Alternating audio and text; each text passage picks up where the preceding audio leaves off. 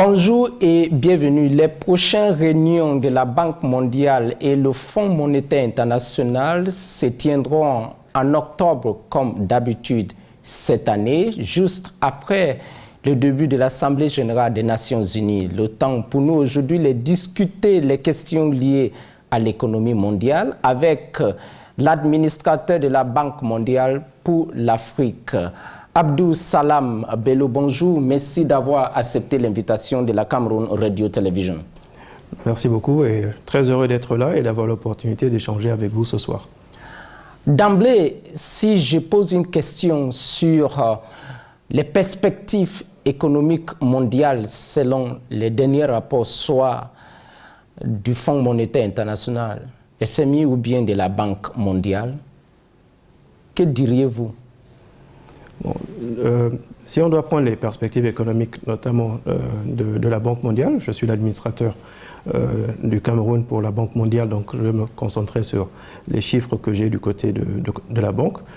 Ce qui ressort, c'est que nous sommes sortis de la crise post-Covid, donc je dirais que les perspectives sont assez bonnes. Cependant, nous n'avons pas encore atteint le niveau de croissance pré-Covid. Donc aujourd'hui, nous sommes à 2,5-2,7% avec des projections vers 2,7-2,9% pour 2025. Donc nous restons encore bien en deçà de ces projections et les pressions inflationnistes se sont améliorées, mais restent encore, je dirais, en dessous des projections liées à la crise de la Covid-19. Donc il y a encore un travail à faire pour améliorer, renforcer d'une part la résilience des économies, mais la projection pour un retour à une situation pré-crise. Quand vous venez d'évoquer la crise de Covid-19 a fortement impacté la situation de la croissance mondiale, à cela s'ajoutait la crise russo-ukrainienne, aussi on a ajouté les tensions au Moyen-Orient, mais je sais également que l'économie mondiale est par région. Vous représentez l'Afrique. Est-ce que l'optimisme que vous venez d'évoquer se démontre également côté Afrique lorsque nous parlons des perspectives? Oui, absolument. Je dirais que sur les questions de perspectives de croissance, nous faisons quand même nettement mieux que la moyenne globale, vu que sur l'Afrique, nous tablons entre 3,4 cette année et 3,9 d'ici 2025, voire 2026. Donc nous sommes quand même assez au-dessus, relativement au-dessus des tendances mondiales. Nous avons un certain nombre d'économies qui ont des fortes poussées sur le plan de leur croissance. Certaines dépassent même une croissance à 2 chiffres sur les questions de projection, notamment portées par le développement soit des infrastructures ou des secteurs miniers notamment. Donc de ce point de vue, je dirais que les retours sont positifs. Par contre, vous l'avez très bien mentionné, il y a encore des risques qui affectent cette croissance et la soutenabilité de cette croissance.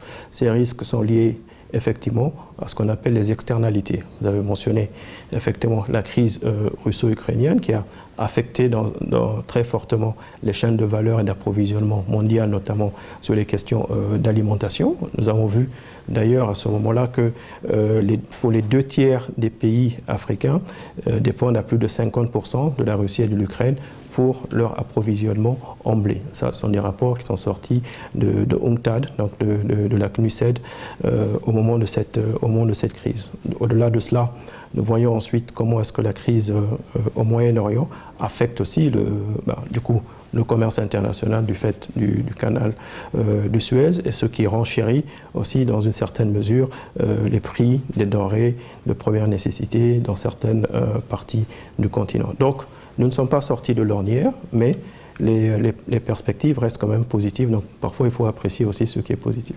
L'un des éléments qui détermine l'environnement économique en Afrique aujourd'hui, c'est l'accord de libre-échange continental, la ZLECAf.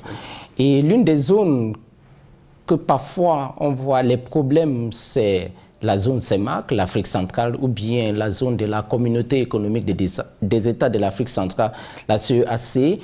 quelles sont les dynamiques économiques dans cette zone où se trouve le Cameroun actuellement, en termes de... C'est une zone où presque toutes les économies sont dirigées par le pétrole. Oui. La question de l'intégration régionale, c'est un sujet qui est important, fondamental, surtout, je dirais, pour tout Africain, d'une manière générale. Vous avez mentionné effectivement la zone de libre-échange. Bon, la manière dont la zone de libre-échange aussi se construit va apporter un certain nombre d'opportunités pour nos pays en matière d'investissement, libre circulation des biens et des personnes. Vous connaissez tous ces sujets. Lorsqu'on parle fondamentalement de la région où nous sommes, donc l'Afrique centrale, CEAC, CEMAC, effectivement, malheureusement, ce que l'on constate, c'est la région la moins intégrée sur le plan de la libre circulation des biens, des personnes, des marchandises, comparativement à d'autres régions où cette libre circulation est beaucoup mieux organisée et, je dirais, structurée. Ensuite, naturellement, l'institution régionale, donc la CEMAC notamment, joue un rôle important dans la mise en œuvre d'un certain nombre de projets qui se veulent des projets intégrateurs sur le plan des infrastructures. J'ai eu l'opportunité de travailler avec le préf CEMAC au mois de novembre dernier, où ils ont organisé une table ronde pour financer une série de projets structurants d'infrastructures, d'interconnectivité. Dans les réunions à Bruxelles et à Paris, par exemple. Paris, exactement, oui. Donc, et ils ont pu mobiliser déjà un certain nombre de financements, d'investissements qui permettent cette...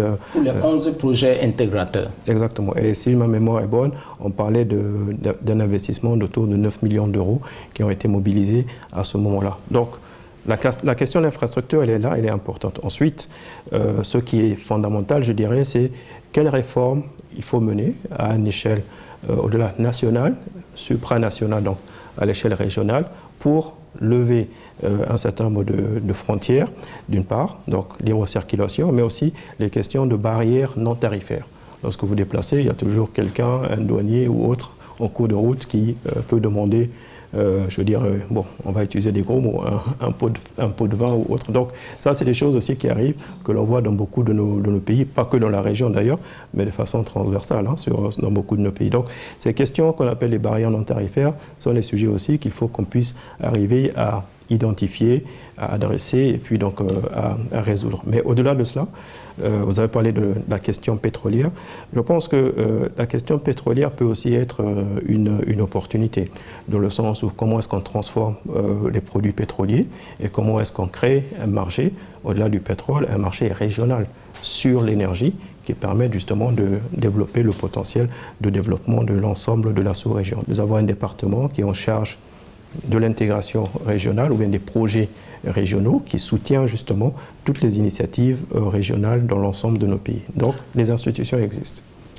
Parmi les partenaires au développement du Cameroun depuis l'indépendance et la réunification, c'est la Banque mondiale. Vous êtes l'administrateur du Cameroun au sein de la Banque mondiale, en dehors d'être l'administrateur pour le groupe Afrique. Comment qualifiez-vous la coopération entre la Banque mondiale et le Cameroun aujourd'hui, en 2024? Je dirais que c'est une coopération qui est excellente, qui est très forte, qui est fructueuse. Récemment, nous avons approuvé ce qu'on appelle le cadre de partenariat stratégique. C'est un document qui définit justement le cadre de coopération entre la Banque mondiale et le Cameroun, donc pour la période 2026-2029. Donc cette stratégie, elle est déjà en place et elle vise à construire ce qui a été déjà fait jusque-là. Le groupe La Banque mondiale a un portefeuille quand même de 4,2 milliards de dollars environ au Cameroun.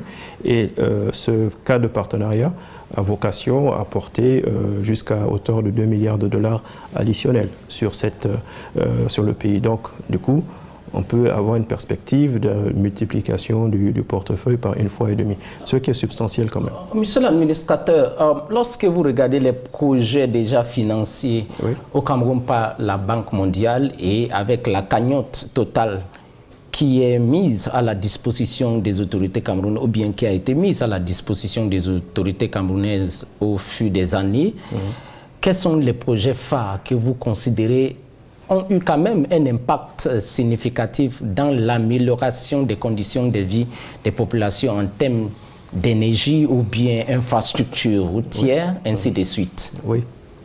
Je dirais qu'un certain nombre de projets, mais je voudrais vraiment citer un projet qui est emblématique, que nous allons visiter demain, c'est le projet de Nachtigal, qui est un projet important sur l'énergie, 420 MW. Parce que j'ai compris, on a déjà une capacité qui a été installée pour 120 MW, donc le reste est en train d'être mis en place. C'est un projet important parce que la question de l'accès à l'énergie est un sujet qui est stratégique. On parle du plus grand projet énergétique en Afrique sous du Sahara? Oui, oui, effectivement. À un moment donné, c'est un des plus grands projets.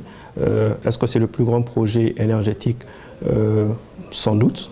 Je n'ai pas les derniers chiffres en tête, mais certainement. C'est un des projets qui va contribuer à l'accélération de l'accès à l'énergie dans le pays, mais aussi à diversifier le mix énergétique par la contribution à l'électricité par ce qu'on appelle le hydro, donc l'hydroélectrique. Et au-delà de cela, je dirais qu'elle s'inscrit naturellement dans la nouvelle ambition du groupe de la Banque mondiale pour fournir de l'électricité à 300 millions d'Africains d'ici 2030. Donc, c'est un projet qui est important, qui est ambitieux. Actuellement, il y a environ 600 millions d'Africains qui n'ont pas accès à l'électricité. Effectivement. Donc, et quand vous avez 600 millions, nous on a coutume de dire c'est le double de la population des États-Unis, ou c'est 1,5 fois la population de l'Union européenne.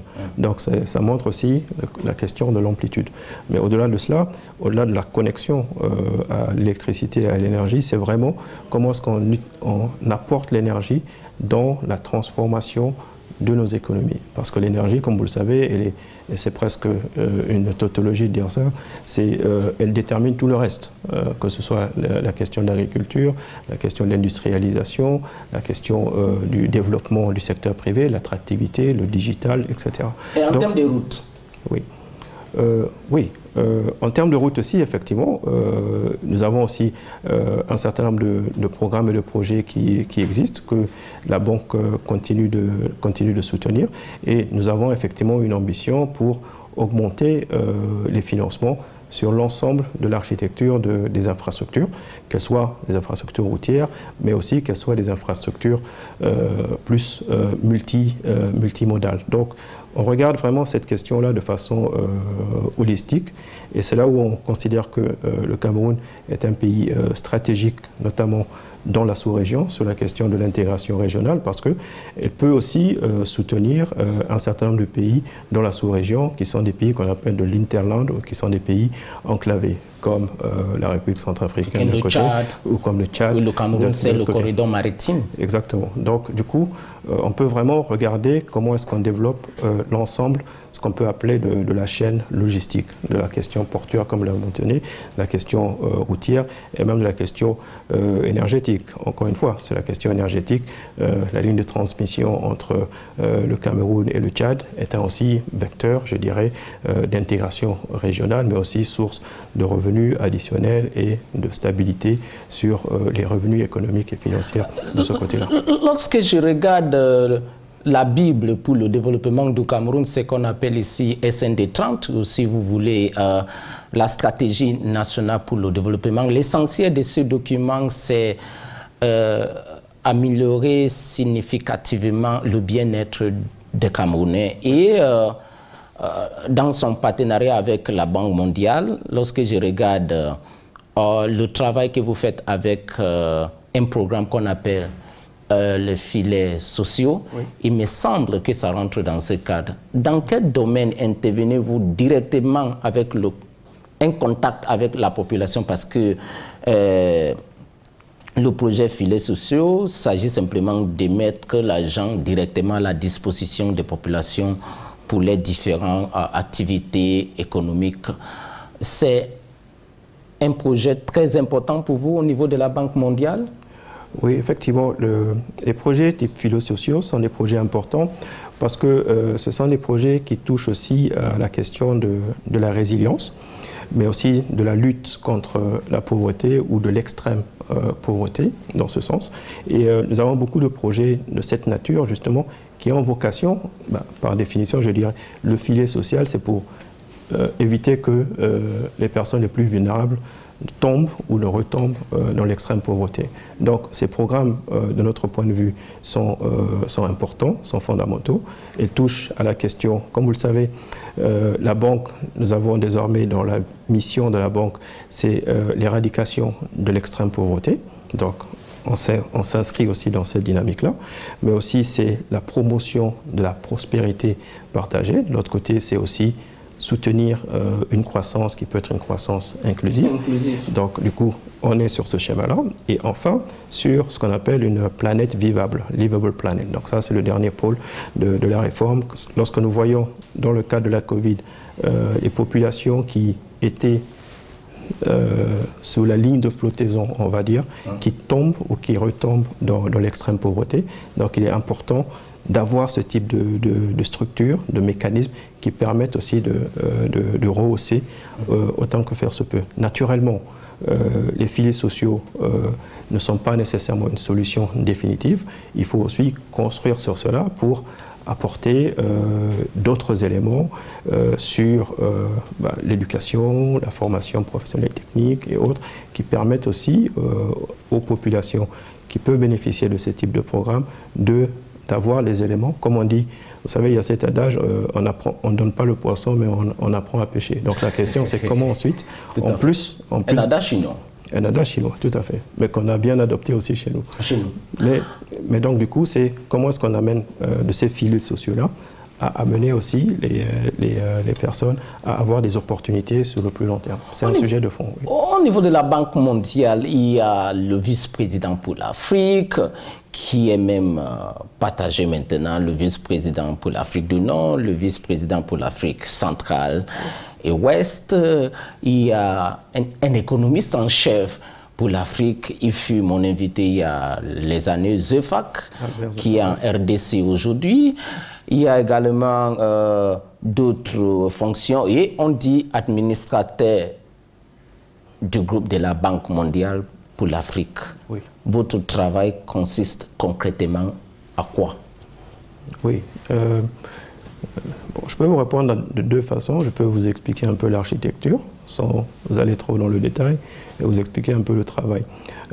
En tant qu'administrateur, je suis au conseil d'administration du groupe La Banque mondiale. Donc, vous avez 25 administrateurs qui représentent 189 pays. Ce que nous faisons, c'est que nous avons ce rôle de représentation. Donc, nous sommes les représentants, les avocats des pays. Donc, nous discutons avec l'institution pour soutenir un certain nombre d'agendas. Par exemple, le cadre de partenariat pays. Donc, c'est un dossier que nous portons vers nos pairs afin qu'il soit approuvé. Nous jouons aussi un rôle, autant faire se peut, de diplomate, de médiation quand il y a des tensions, des problématiques, des sujets qu'il faut adresser.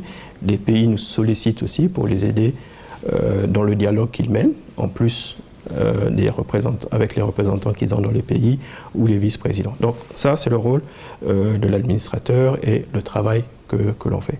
Ensuite, bien sûr, sur l'architecture, donc on travaille bien entendu avec les vice-présidents des 3 vice-présidents que vous avez mentionnés, que ce soit l'Afrique de l'Ouest et du Centre, l'Afrique de l'Est et australe ou l'Afrique du Nord, en fonction des pays que l'on représente, qui eux sont des vice-présidents, du coup, qui sont dans la partie opérationnelle, directe. Donc c'est eux qui travaillent sur les projets, qui aident à structurer ces financements, etc. Et qui sont, je dirais, dans le dialogue et les missions quotidiennes.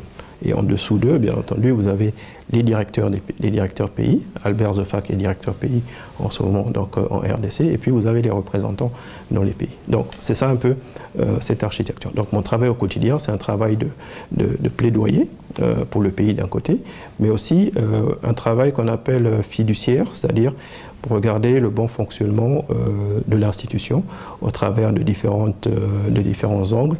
On regarde par exemple les questions autour des ressources humaines, la question autour des risques sur l'institution, autour de l'efficacité du développement. Mais on regarde aussi toutes les questions autour de la reddition des comptes. Quand il y a des problèmes dans un projet ou qui ont des questions, un impact environnemental, social, les déplacements de personnes, ou bien quand il y a des accidents ou il y a des plaintes qui sont menées par certaines populations sur des projets qui sont mis en œuvre par la banque. Ce sont des sujets qui remontent par un processus bien spécifique jusqu'à nous au niveau du conseil d'administration et n'observe. Certainement, vous êtes en tournée en Afrique pour visiter les différents pays, donc vous faites leur représentation. Je sais qu'il y a quelques mois ou bien quelques semaines, vous étiez en Afrique de l'Ouest. Oui. Maintenant, vous êtes en Afrique centrale et actuellement au Cameroun. Quels sont les mobiles de votre présence au Cameroun actuelle? Comment expliquer les raisons? Oui, je dirais que c'est une bonne question. Dans mon rôle de représentation, j'ai vocation aussi à visiter les pays afin soit dans certaines situations, établir le contact, soit de discuter sur une problématique, soit de faire le suivi sur des dossiers que nous avons eu à discuter justement au niveau du conseil d'administration. Donc, dans le cas du Cameroun, on vient d'approuver le cadre de partenariat pays, comme je l'ai mentionné, qui a été approuvé à l'unanimité du conseil d'administration. Effectivement, il y a des questions d'ordre pratique, de mise en œuvre, de priorité, de capacité, qu'il est important aussi que l'on puisse discuter avec les autorités afin de mieux appréhender quelle direction, quelle projection ils souhaitent avoir et comment nous, dans notre rôle justement donc de représentation, pour ne pas dire de diplomate, d'avocat, on peut faire le nexus avec les parties opérationnelles de la Banque mondiale d'une part, mais aussi avec le reste de nos collègues du conseil d'administration. Sur ce sujet, encore une fois, j'insiste beaucoup sur l'énergie. Je pense que l'énergie est un vecteur important justement de cet agenda. Alors comment mieux, plus positionner, entre autres, je dirais, l'agenda de l'énergie au Cameroun dans le cadre de cette initiative que mène la Banque mondiale pour connecter 300 millions d'Africains à l'électricité. Donc, ce sont ces éléments-là aussi qui nous amènent à venir aujourd'hui au Cameroun. L'occasion aussi de visiter le projet de Nachtigal, voir ça de visu. Parfois, vous êtes mieux convaincu d'un projet en le voyant sur le site qu'en lisant un document et autres. Plusieurs fois à Nachtigal. Enfin, monsieur l'administrateur, il y a un mot que vous avez utilisé à plusieurs reprises dans cette interview, le risque. Vous, en tant qu'administrateur de la Banque mondiale pour le Cameroun, lorsque vous regardez le pays dans toutes ses dimensions macro et micro, quel est le risque que vous craignez trop au niveau de la Banque mondiale, que vous dites aux autorités, par exemple, vous étiez avec le ministre de l'économie, Alamine Ousmane, et faisons attention à ce sujet particulièrement. La soutenabilité de la dette.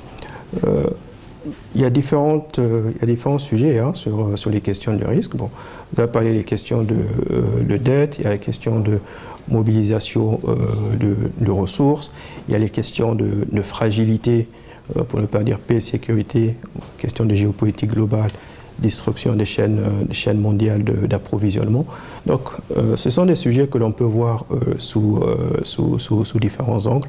Et donc, c'est en fonction vraiment de la nature, de l'économie des pays les uns vis-à-vis des autres. Donc, je ne viens pas avec une liste en disant, Monsieur le ministre, voici les risques sur lesquels il faut...